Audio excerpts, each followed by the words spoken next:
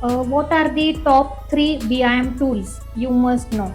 देखिए वैसे तो टॉप 5 BIM टूल्स है। सबसे पहले आ जाता है रेविट आर्किटेक्चर, जिसमें आर्किटेक्चरल 3D मॉडल होता है।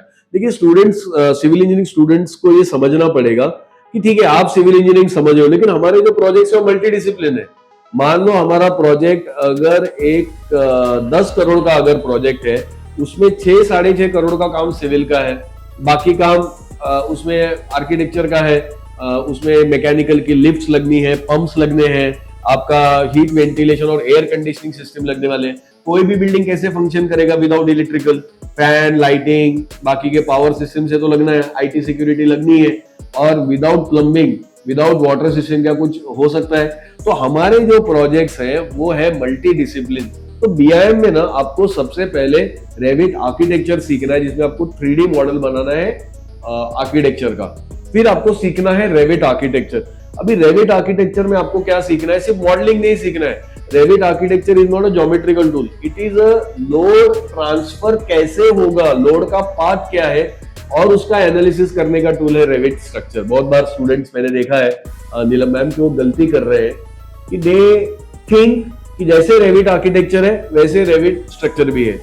थर्ड, वैसी गलती वो रेविट एमईपी के साथ भी कर रहे हैं। तो थर्ड टॉप बीआईएम का टूल जो है वो रेविट एमईपी है।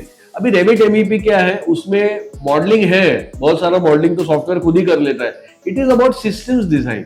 आपको उसमें एसी बनाना, एसी का पूरा सिस्टम बनाना है। जैसे कि मैं अभी एसी का अगर एग्जांपल लूंगा तो एयर हैंडलिंग यूनिट होता है, सप्लाई डक्ट्स होते हैं, रिटर्न डक्ट्स होते हैं, एग्जॉस्ट होता है, उसके एयर टर्मिनल्स होते हैं, डिफ्यूजर्स होते हैं, वो सारा पूरा सिस्टम है। तो उसको डिप्लॉय करने से पहले डिजाइन करके टेस्ट करना पड़ता है। तो टॉप के टूल 3 टूल्स हो गए, रेविट आर्किटेक्चर, रेविट स्ट्रक्चर और रेविट एमईपी। तीनों के फंक्शन अलग अलग है। चौथा जो टूल है वो है नाविसवर्क्स। देखिए अभी हम लोग जो सारा 3D मॉडल कर रहे हैं ना, उसका एक ही, बहुत सारे लोग कंफ्यूज हो जाते हैं कि यार ये तो इससे तो विजुअलाइजेशन करना है। नहीं, विजुअलाइजेशन नहीं करना है। उससे हमें क्या करना है, क्वांटिटी एस्टिमेशन हमारा ऑटोमेटिक होना चाहिए। जैसे रेविट में आप 2D पे प्लान करते हो तो वैसे ही 3D मॉडल बन जाता है। तो उसी प्रकार क्वांटिटी एस्टिमेशन भी, without even pressing a button you get the quantity estimation.